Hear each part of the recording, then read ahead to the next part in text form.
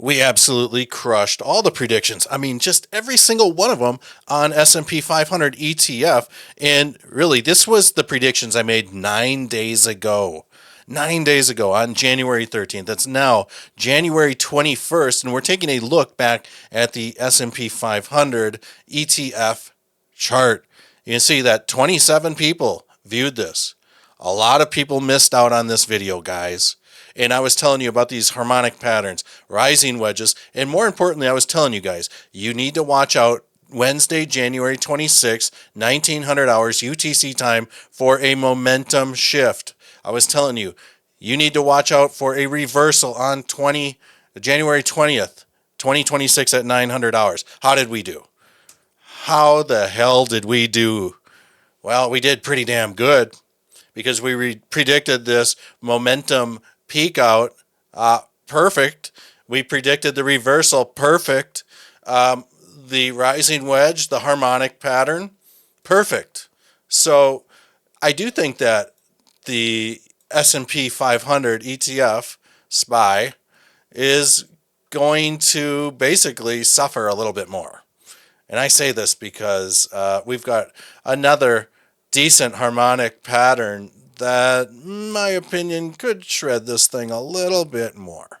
Could shred it a little bit more. But just like we made predictions on January 13th, and now it's January 21st, we're going to make some more predictions, baby. Because chartforecaster.com is telling us that we've got the alpha. And guess what? It's got tons of stocks, tons of crypto that I can use this thing for to help me predict when the markets are going to move. Because they're doing a pretty damn good job at it so far.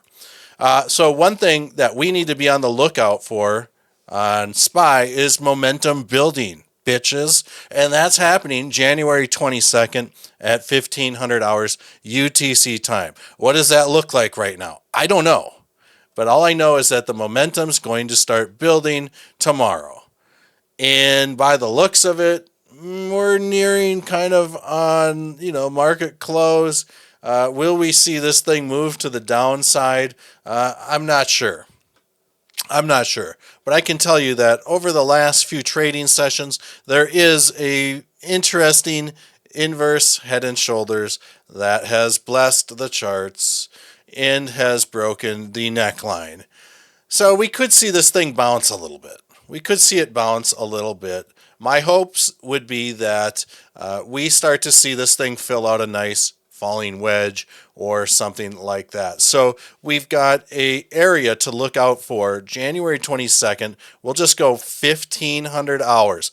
If you're watching this, write it down on a piece of paper. SPY, 1500 hours UTC time. Make sure your chart is UTC time.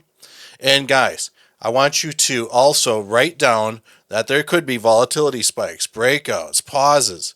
January 26th, we'll just go 5 a.m.